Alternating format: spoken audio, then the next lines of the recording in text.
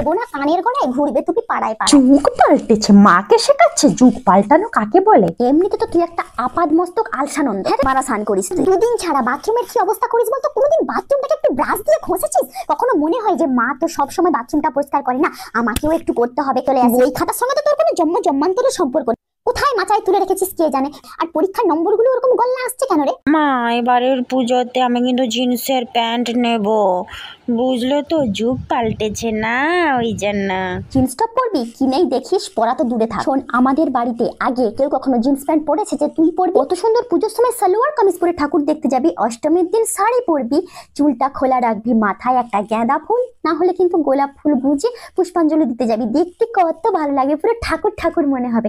তা না জিন্স প্যান্টের ভূত একদম মাথায় উঠে গেছে তোমার। টুটি, একটা কথা কান খুলে শুনে রাখো, পুজোর সময় যেমন জামা কিনে দেবো তোমাকে তেমনই পরতে হবে, না হলে দেবো না কানের গলায় ঘুরবে তুমি পাড়ায় পাড়ায়। যুগ পাল্টেছে, মাকে শেখাচ্ছে যুগ পাল্টানো কাকে বলে। এমনিতে তো তুই একটা আপাদ মস্তক আলসানন্দ। হ্যাঁ রে, তুই যুগের সঙ্গে পাল্লাতে কি কি করেছিস আমাকে সেটা বল। হ্যাঁ রে, 10টার আগে তো তুই কখনো ঘুম ছেড়ে উঠিস না, উঠিস কি? বাসি বিছানাটাও আমাকে তুলতে হয়, যুগের সঙ্গে পাল্লা দিয়ে চলতে হবে।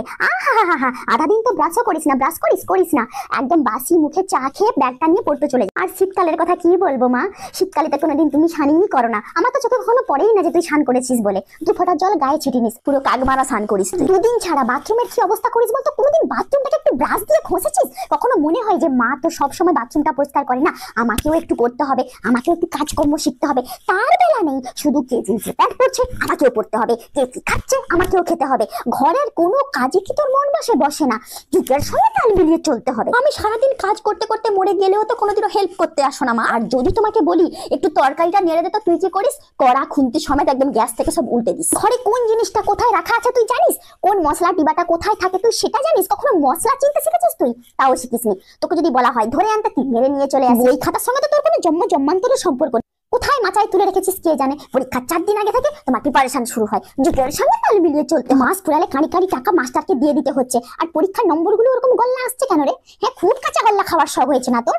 পড়াশোনার নাম গন্ধ নেই, শুধু ভালো ভালো ড্রেস কিনে দাও, ভালো ভালো খাবার কিনে দাও, যত সত্যি যুগের সঙ্গে মেয়ে আমার পাল্লা দিচ্ছে। আমাদের গ্রাম বাংলায় তো তবুও বিনা পয়সায় ঠিকাদারি ঝি পাওয়া যায়। এই আমার মনে তোমার ফরমাইশ খাচ্ছে, তোমার বাপের হুকুম তামিল করছে। দেশের ছেলে মেয়েরা নিজেদের কাজ নিজেরাই করে, পড়াশোনাতে তারা খুব ভালো হয়, তাদের জন্য না তাদের এই মায়ের মতো অর্থাৎ তোর মায়ের মতো এরকম ঠিকাদারি ঝির একদম প্রয়োজন হয় না। সারাদিন যখনই দেখ কানে দুটো হেডফোন গুঁজে বিছানার এক কোণে ল্যাক খেয়ে পড়ে আছে। সকাল 10টার কমে তো ঘুম ছেড়ে উঠিস না, ডাকলে তোমার আবার ঘুম ছাড়ে না। মেম সাহেব এসেছে আমার, ফারদার জিন্স টপের কথা বলেছিস তো তোকে না মেরে আমি চামড়া গুটিয়ে দেবো বলে দিলাম।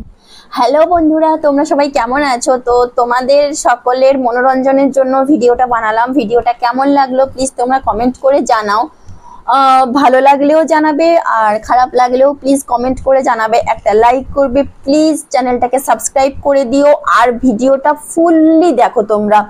আর তোমাদের একটা কমেন্ট পেলে আরো নিত্য নতুন ভিডিও বানানোর উৎসাহ পাই।